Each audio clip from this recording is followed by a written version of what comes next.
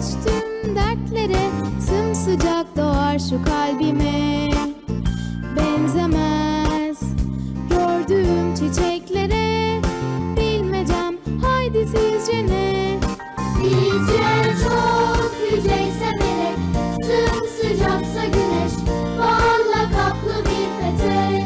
Belki çok uzakta açan, güz gelince solan, en güzel kokan çiçek.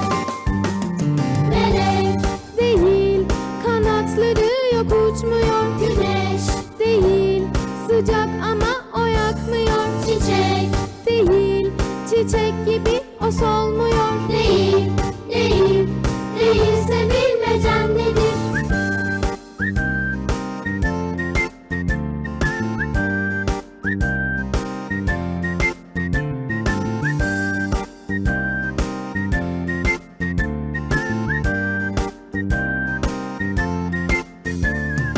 Şimdi sizlere kolay ve hoş bir bilmece, saklıyor onu iki hece.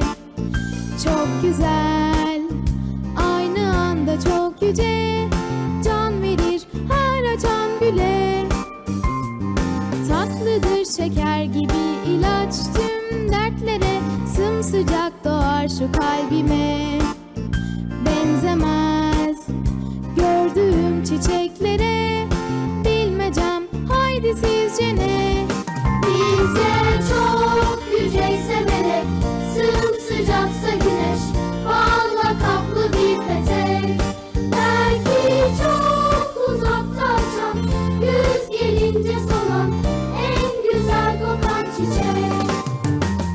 Melek Değil, kanatları yok uçmuyor. güneş, Değil, sıcak ama o yakmıyor. çiçek Değil, çiçek gibi o solmuyor. değil, değil, değilse bilmecen.